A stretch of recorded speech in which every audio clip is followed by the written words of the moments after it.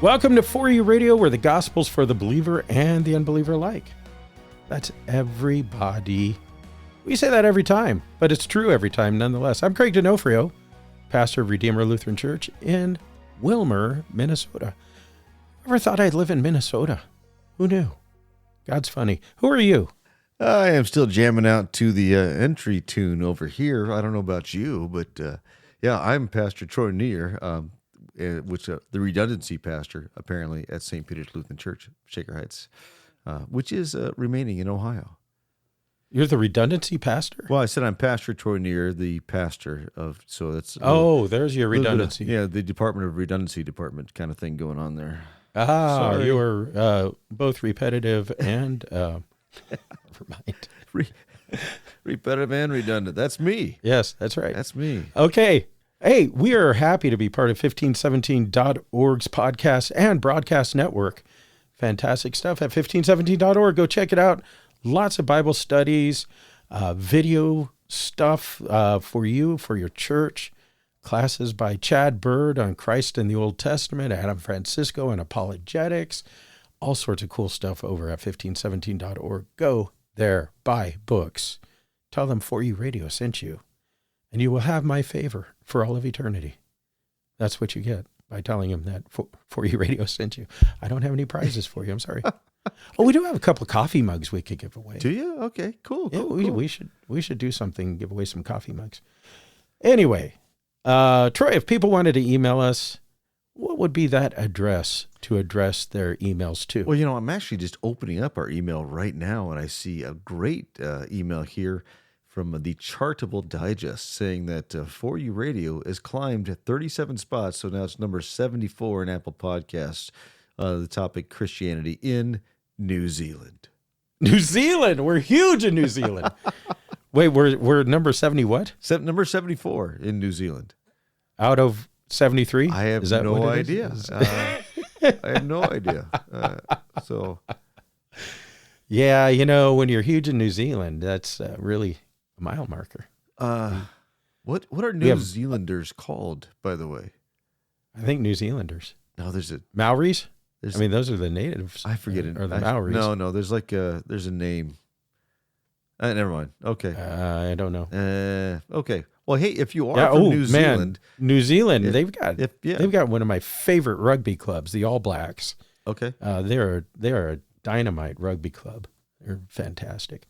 So if anyway. you are from New Zealand and listening, we would love to hear what the slang term for New Zealanders is.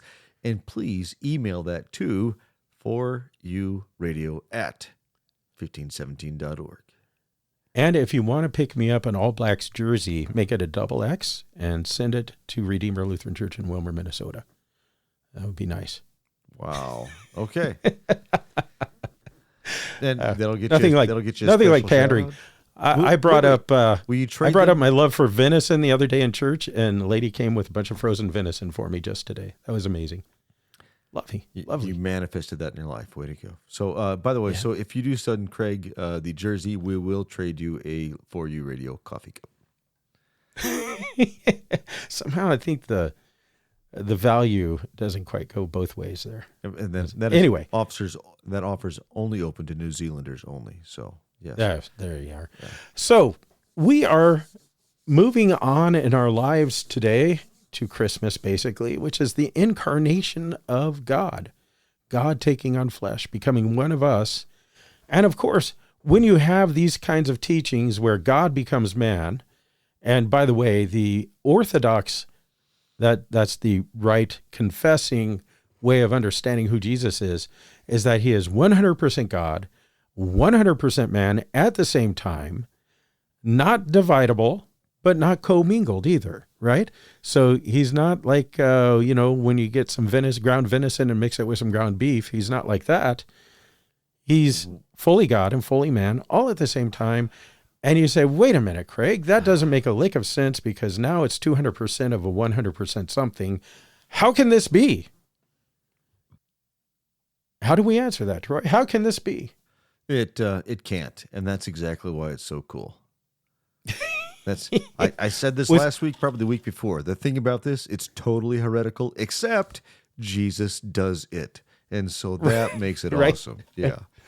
When you're God, you get to break all the rules that mankind makes. That's how it works, right? Well, okay, but really, because they're rules that he's made that he's got to abide by.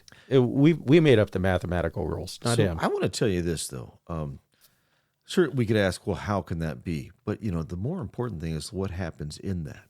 And what's really cool is that in the person of Jesus Christ, true God and true man, God and humanity are forever joined. He is the bridge between us. He is the link between us. He is the one who makes it possible for us to get to God because he is true God and true man. We are connected to God through him and through him only because of who he is. Yes. So at a certain point in time, and that would be the conception, God takes on the humanity of you and me. Which conception? When he's conceived in Mary. Okay, thank you. Thank you. And so at a certain point in time, God becomes man, but man has not been God into eternity past, just from that time forward into eternity, right? So Jesus, as he ascended into heaven, did not shed his humanity. He still has his humanity. He is still fully God and fully man, right? This is a problem that a lot of church bodies have, is they tend to think that somewhere along the way, he discarded his human body. And he didn't do that. Instead, he becomes what he was in the transfiguration. We get a glimpse of what Jesus truly is. And so in this, he is, as you put it before we recorded, you can probably flesh this out a little bit. He is true man, not just truly man, but true man.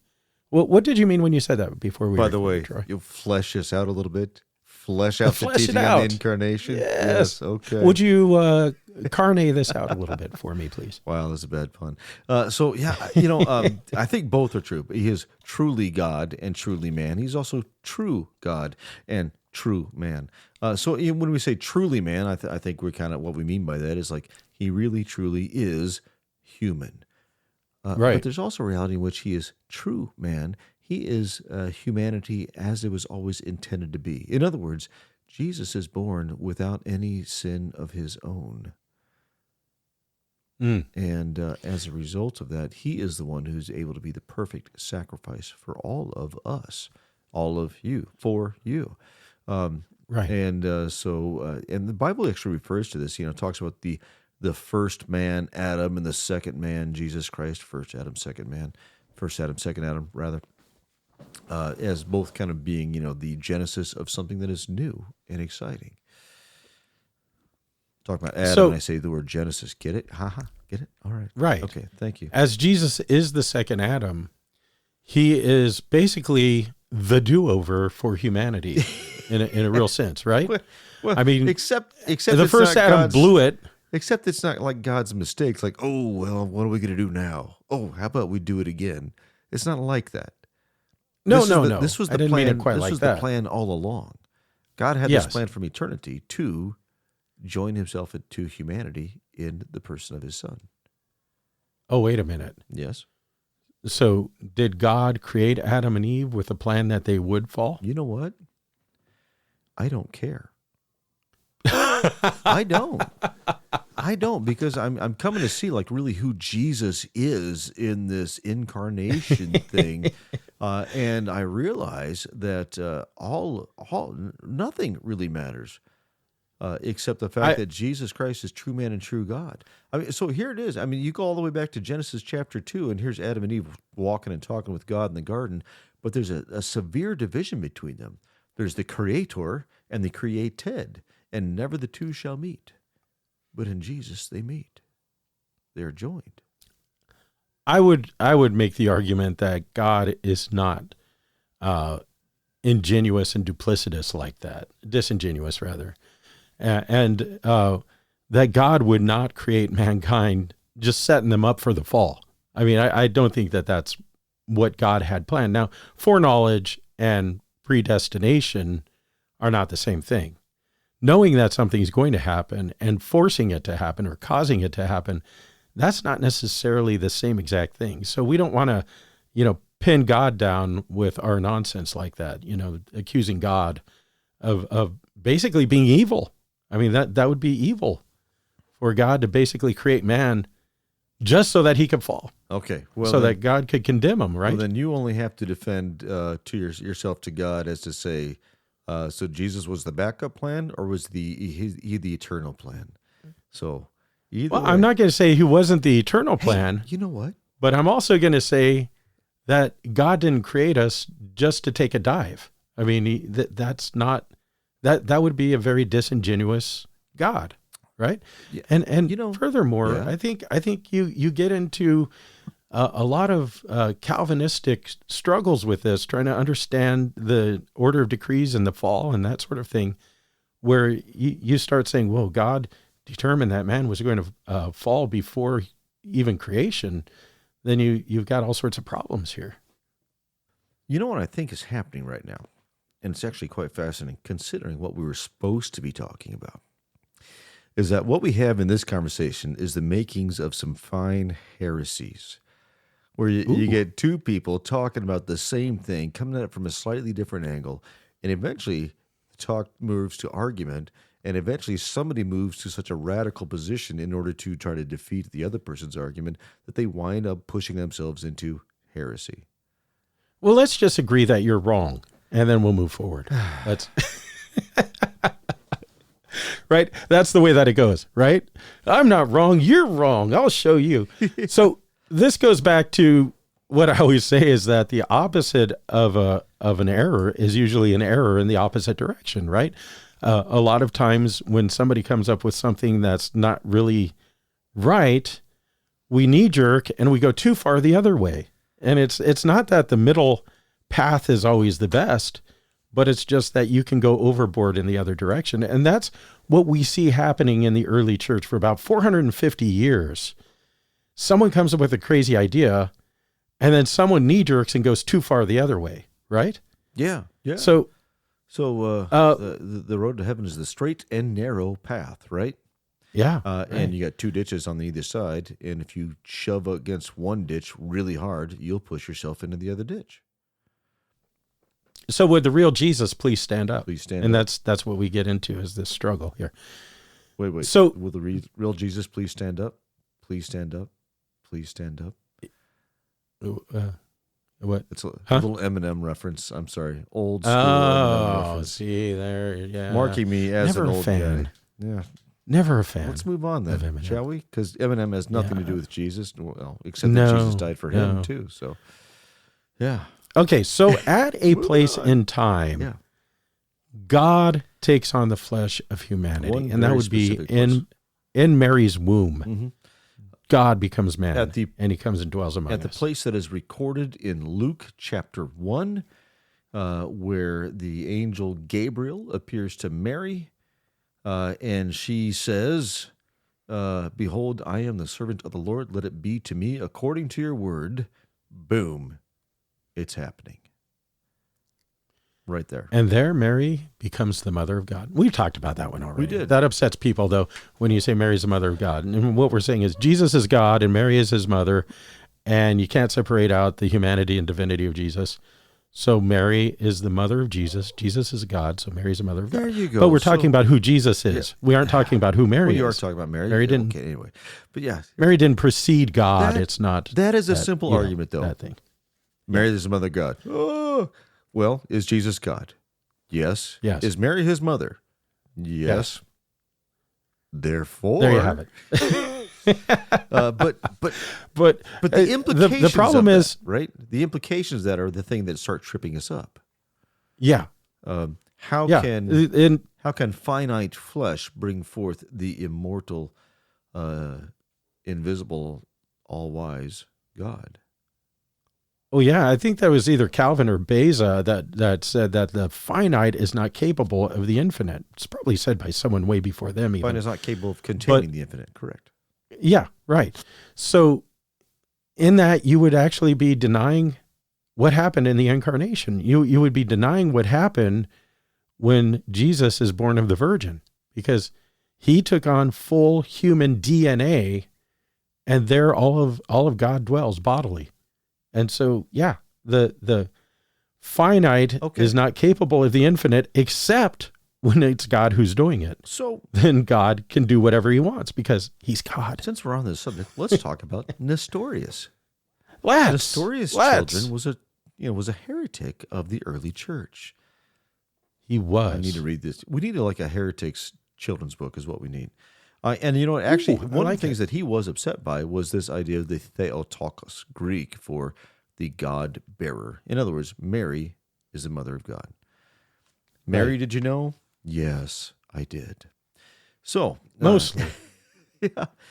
So Nestorius agrees. Yeah, Mary gives birth to this Christ, but he cannot quite agree to the fact that she gives birth to the God part of Christ. And even there in saying the part kind of indicates what's already going on. So first off, Orthodox, true biblical teaching on this is that Jesus Christ is one person in two natures, or two natures in one person, rather, which means, Craig. Yes. Oh no, I was asking you. I was trying to feed you that one. Oh, because I wanted to dodge that question. So it's a little bit confusing. I thought you thought I was like wandering off. No, or it's a something little bit. like It's a little bit confusing because the only way we know of person is to look at another one and say this is another person. But any person you look at has a human nature. They have skin, bones, teeth, heart, brain.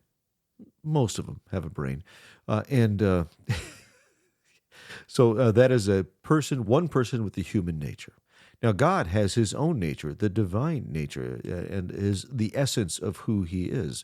And somehow in Christ, there is one person that has both of those natures put together in him. So Nestorius says he tries to kind of peel those apart a little bit and said, no, there's really more almost like two persons and two natures. There's the divine part of Jesus and the human part of Jesus. And Mary gives birth to the human part, but God brings forth the divine part. Right? So this was the controversy at the time of the Council of Nicaea. And the Nestorians, the people of this camp, Which was when? 425. Is that I thought it was correct? 325, but okay, let's go ahead. 325? 325, you're right. Okay. I'm just 100 years off. But I'm sorry, 325, brain lock. Sorry. This was the thing. The Nestorians became very powerful within Christendom, and it kind of came to a head. And so they call this council, and there comes a time where the Nestorians come in, and they come in chanting, there was a time when the sun was not, right? Because God became human at a certain point. They took it too far. They went the wrong direction with it. And they said, well, God became human. Therefore, at a time, God created Jesus, the second person of the Trinity. And so Jesus is a created being of God the Father, basically. So they deny the Trinity. Yes. That Jesus is not co-eternal with the Father. And so they come in, they chant, there was a time when the sun was not. And of course, Santa Claus gets all bent out of shape and slaps him, Arius, and Santa Claus goes to jail. You can't go past this around the time of Christmas without mentioning Santa Claus, Troy.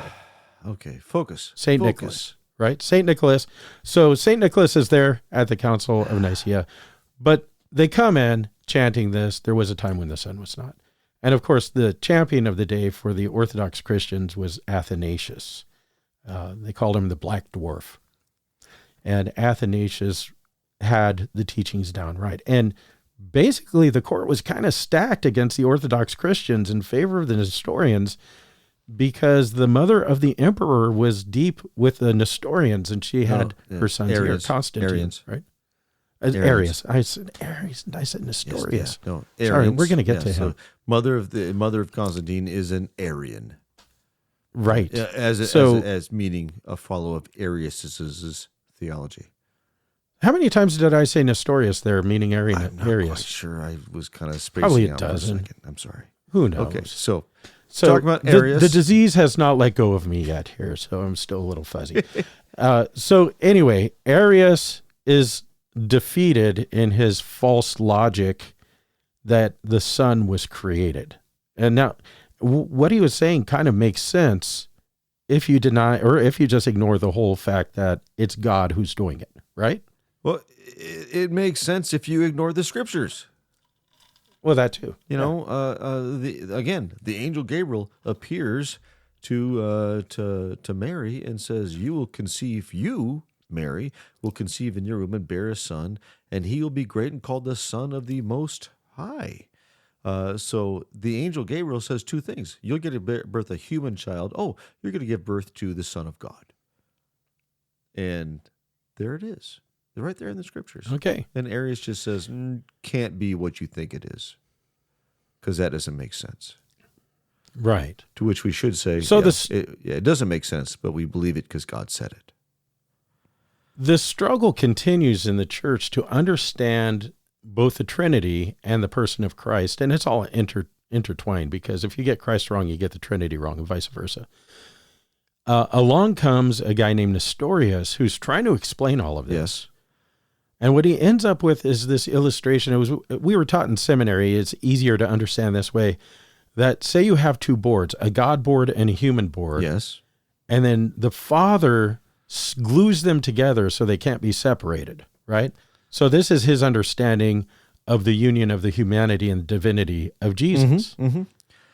And it's a problem because it's still two separate things just stuck together, right? Right. So it's kind of like cake and icing. Oh, weird. You get the icing, you get the cake. Oh, sure. So, but it's not necessarily the same thing. I like it right? because the icing is the better part of the cake, and yet you need the cake to carry the icing as a vehicle to you. Right. So exactly. So why Nestorius is really a huge problem, and I'm glad we came back to Nestorius, by the way, because what you just said, I was about ready to say, 5 minutes ago, but then you went off to Arius. So that's okay. We're cool, man. We're cool. I'm calling Arius Nestorius. I'll probably call Nestorius something else. Who knows? But the problem with Nestorius, though, is that you have God and man bound together in one board, not really being one person, and you can sort of separate them out. So Jesus on the cross, and Nestorius says, well, just the man part of him dies. Right. And so I would say, if just the man part of him dies, his death doesn't count for anything except his own. Yeah, his perfect life would atone for himself. Exactly. Right? I mean, he would earn salvation for himself because he was perfect. But if he's fully God, yes, then the sacrifice is great enough for all of creation. Yeah, so only God, you've got that. Only God can pay off a God-sized debt.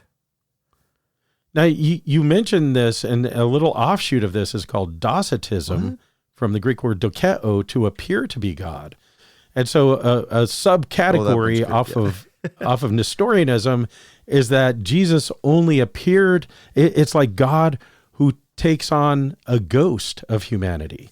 And so a human, or the crucifixion didn't actually happen. Someone who looked like Jesus might have got crucified, but he only appeared to be human. So it's God as a ghost. But that's a whole other thing. The overreaction, by the way, to Nestorianism. That's a bad thing because you can't crucify a ghost. And a ghost cannot shed its blood for you. So again, he has to be, if I remember true man right, and true God. If I remember right, God in all of his kindness made someone else look like Jesus, and he got crucified instead, or something like that. I can't remember. That's a whole different heresy altogether, I think.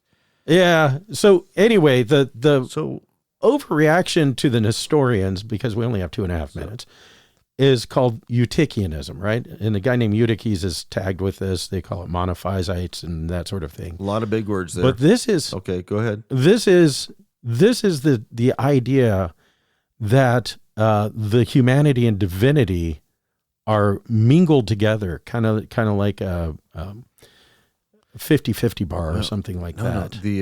Actually, that's the illustration was a drop of wine in the ocean. In the sea. Yes. Right. So God is so huge and man is so small, but they mingle together in Jesus. Right. And what's the problem with that? This turns Jesus into either a lesser God or a superman, is the problem with that. Exactly. Either he's not 100% God anymore. Maybe he's just 99% God. And so he can't be fully God and fully man at the same time. Yeah, and if he's not... So you end up with Hercules or some Greek mythological demigod, right? But here's the score, kids, if you're keeping score at home. Once again, for Jesus Christ to be your Savior, he has to be true man, that he can shed his blood for you. And he has to be true God, that the shedding of his blood actually counts for something. So this baby in the manger, for that matter, the baby in Mary's womb, is true God and true man, your Savior, your Lord Jesus Christ. Love it. I love it. Thank you, Troy. And he does this. He takes on your humanity, and he comes and dies in your place. And he does it all for you. And that's, we have to remember, it's not for someone else. It's for you. It's for each and every person in this world. We're pretty much out of time. This half hour goes so fast, but since we're right on the verge of Christmas, I'll wish you a very Merry Christmas and a Happy Troy New Year. From us at For You, Merry Christmas. Is that what we're saying? Okay. Yes. And a Troy New Year. Merry Christmas. Oh, nice. Go check out 1517.org. Wonderful stuff there. Until next time, God's peace. We'll see ya. For You Radio is a 1517.org production. To listen to this radio broadcast and broadcasts like this one, I invite you to visit 1517.org. There you will also find many publications and free resources, including classes on Christian apologetics, church history, philosophy, and so much more. We are completely funded by generous donors like you. Would you consider making a generous gift to our work of spreading the gospel? Simply visit 1517.org.